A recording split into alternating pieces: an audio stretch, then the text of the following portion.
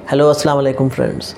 मेरा नाम है आदिल सिद्दीकी और आज हम आपके सामने लेकर आए हैं करबला का वो खौफनाक वाक़या जो इस्लाम की तारीख़ में उठे दूसरे फितने का एक बहुत बड़ा सबूत है।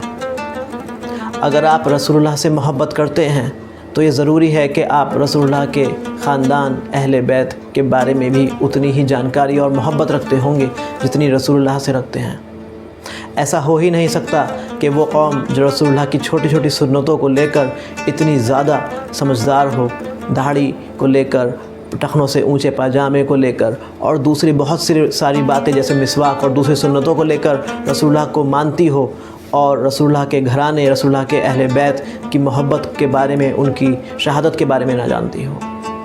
पर ये बदकिस्मती है आज के वक्त में हम लोगों की और ख़ास तौर से सुन्नी जमात के लोगों की कि वो अपने ही कामों में इस तरह मसरूफ़ हैं कि उन्हें अपने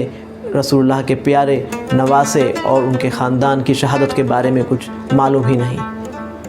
तो ये ज़रूरी है कि करबला के वाक़ये के बारे में हम डिटेल में जानें और अपने बच्चों को भी इस बारे में जानकारी दें। करबला के वाक़ये को समझने से पहले ये बहुत ज़रूरी है कि हम इसके पीछे का पॉलिटिकल बैकग्राउंड ज़रूर जान लें,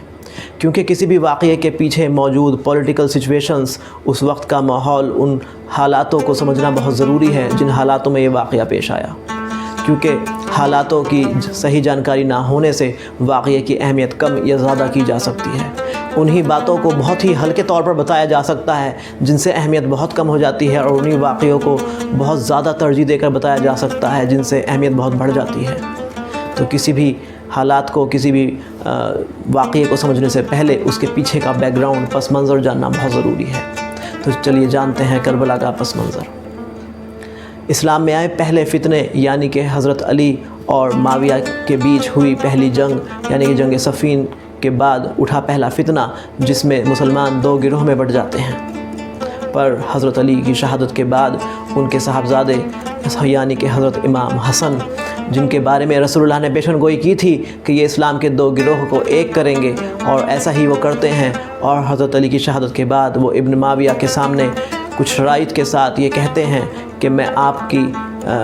खिलाफत को मानने को राज़ी हूँ, पर कुछ शर्तों के साथ। उन शर्तों के मुताबिक हज़रत इमाम हसन हज़रत माविया से ये मांगते हैं कि सबसे पहले अहले बैत की हिफाजत की वो ज़िम्मेदारी लेंगे। दूसरा, उनकी खिलाफत ख़त्म होने के बाद खिलाफत का फ़ैसला शूरा के ज़रिए यानी कि एक काउंसिल मीटिंग के ज़रिए लिया जाएगा, जैसा कि रसूलुल्लाह का उसूल था। और तीसरी बात ये कि वो किसी तरह का मोनार्कल सिस्टम या हेरिडिटरी सिस्टम जिसके तहत वो अपनी औलाद या किसी उसके आगे औलाद को किसी तरह का हुक्मरान बनाने की कोशिश नहीं करेंगे। और इस मायदे के बाद हज़रत इमाम हसन और माविया के बीच एक ट्रीटी साइन हो जाती है, जिसके बाद हज़रत माविया का दौर 20 साल के करीब चलता है। अब आगे के हालात कुछ इस तरह पलटते हैं कि हज़रत इमाम हसन को साजिश के तहत कोई जहर दे देता है,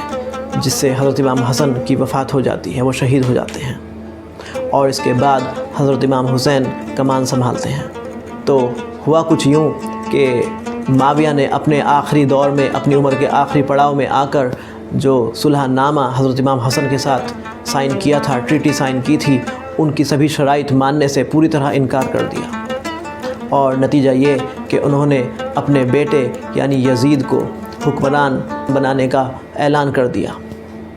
इस ऐलान को सुनकर हज़रत इमाम हुसैन और अब्दुल्ला इब्न ज़ुबैर जैसे लोग नाराज़ हो गए। उन्होंने अपनी नाराज़गी ज़ाहिर की, लेकिन उनकी नाराज़गी को कोई तरजीह नहीं दी गई। जैसा कि मायदे में हज़रत इमाम हसन के साथ तय था, माविया ने ऐसा कुछ भी काम करने से इनकार कर दिया और हुकूमत का वास्ता देकर इन सभी बातों से, इन सभी शराइत से पीछे हट गए।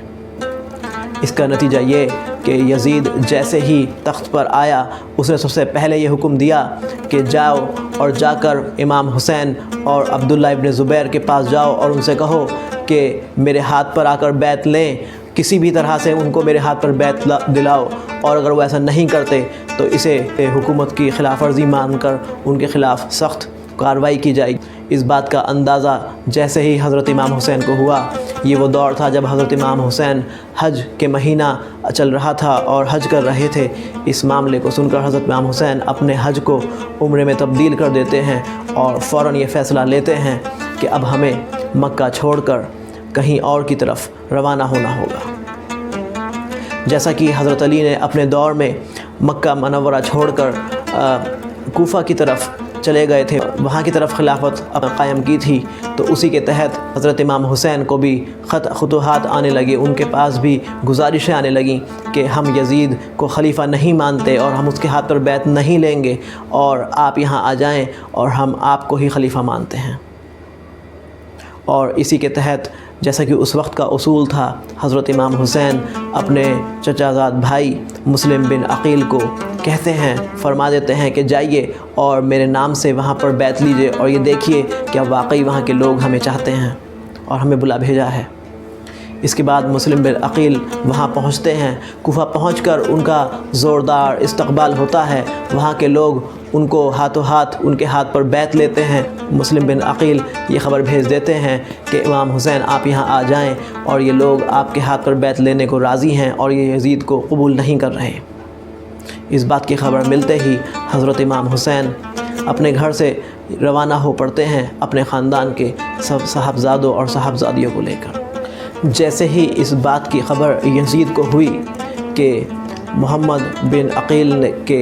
کوفہ پہنچنے پر وہاں کے لوگوں نے ان کے ہاتھ پر بیعت لے لی ہے اور وہ امام حسین کو چاہنے اور بلانے لگے ہیں، انہوں نے تبھی اپنے سب سے ظالم گورنروں میں سے ایک عبید اللہ ابن زیاد کو وہاں کی طرف روانہ کر دیا اور اسے حکم دیا کہ مجھے کسی بھی حالت میں وہاں کے لوگوں کی بیعت توڑنی ہے اور امام حسین کو سبق سکھانا ہے۔ اور اسی کے تحت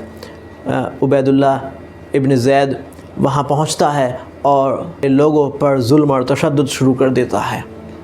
جو بڑے گھرانوں کے لوگ تھے ان کو اس نے پیسوں کے دم پر خرید لیا، جو چھوٹے گھرانوں کے لوگ تھے ان کو اس نے مار اور پھانسی کا ڈر دکھا کر اپنی طرف کر لیا، اور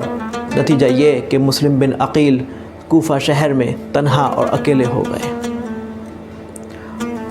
مسلم بن عقیل اور ان کے 2 معصوم بچے اس پورے شہر کے اندر جب تنہا ہو گئے تو بی بی طوبہ نے ان ایسے وقت میں ان کی وہاں مدد کی، لیکن ان چالاکوں نے، ان بدماشوں نے بی بی طوبہ کے گھر سے بڑی چالاکی سے ان کو دھوکہ دے کر باہر نکلوایا اور ان کو گرفتار کر لیا،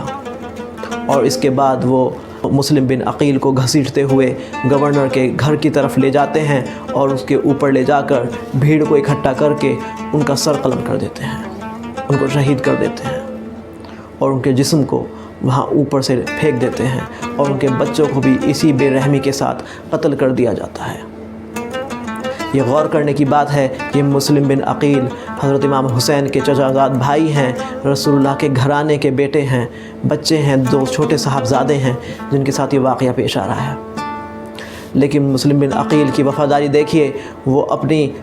گردن کٹوا رہے ہیں اور یہ کہہ رہے ہیں کہ کسی طرح کوئی میرے حسین کو یہ خبر دے دے کہ کوفیوں نے بے وفائی کر دی ہے، یہاں کا حالات صحیح نہیں ہیں، امام حسین یہاں نہ آئیں، لیکن ان کی خبر کوئی پہنچانے والا نہیں ہوتا۔ نتیجہ یہ امام حسین 9 ذی الحجہ کو اپنے گھر سے روانہ ہو چلتے ہیں۔ راستے میں جب کافی دور نکل آتے ہیں تو حضرت امام حسین کو یہ خبر ہوتی ہے کہ مسلم بن عقیل کے ساتھ، ان کے بھائی کے ساتھ اس طرح کا واقعہ پیش آیا ہے۔ پر ایسے موقع پر امام حسین فرما دیتے ہیں کہ اب ہم اپنے قدم پیچھے ہٹانے والے نہیں، ہمیں باطل کے سامنے سر جھکانے کا کوئی ارادہ نہیں ہے۔ یزید کو حکمران نہ ماننے یا خلیفہ نہ ماننے کے پیچھے ویسے کافی وجہیں ہیں، پر ان وجہوں کو ہسٹری کی کتابوں سے اور حدیث کی کتابوں سے بڑے ہی طریقے کے ساتھ مٹا دیا گیا ہے۔ پر حقیقت یہ ہے کہ سچ کبھی چھپایا نہیں جا سکتا۔ ان باتوں میں سے ایک سب سے بڑی بات یہ ہے کہ یزید ایک شرابی اور عیاش قسم کا آدمی تھا۔ دوسری بات یہ، وہ اس طریقے پر چلنا چاہ رہا تھا جس طریقے کو رسول اللہ نے بالکل خلاف فرمایا، یعنی کہ مونارکل سسٹم، ہیرارکی سسٹم۔ وہ اپنی حکمرانی، اپنی طاقت کے بل پر حکومت بنانا چاہتا تھا، اور اسی کے خلاف حضرت امام حسین نے آواز اٹھائی۔ نتیجہ یہ کہ حضرت امام حسین کو جب یہ خبر اطلاع ملی تو وہ آگے کی طرف بڑھتے رہتے ہیں، اور آگے بڑھتے وقت انہیں جب ایک مقام پر پہنچ کر وہ ٹھہرتے ہیں تو ان کا گھوڑا آگے بڑھنے سے انکار کر دیتا ہے۔ وہ اپنے ساتھیوں سے پوچھتے ہیں کہ آخر ہم کہاں ہیں؟ تو تو ان میں سے ایک آواز دیتے ہیں، ایک آواز آتی ہے کہ ہم کربلا کے میدان میں ہیں۔ حضرت امام حسین فرماتے ہیں ان کی آنکھوں میں آنسو آ جاتے ہیں، کیونکہ انہیں وہ پیشن گوئی یاد تھی جو رسول اللہ نے کی تھی کہ ان کے ایک نواسے کو ایک زمین میں قتل کیا جائے گا۔ فرماتے ہیں کہ یہ ہے کربلا کی جگہ ہے جو ہمارے لیے ایک دردناک موت ثابت ہونے والی ہے، اور یہی ہماری قبرگاہ بھی بنے گی، تو ہم اپنے خیمے اب اسی جگہ لگائیں گے۔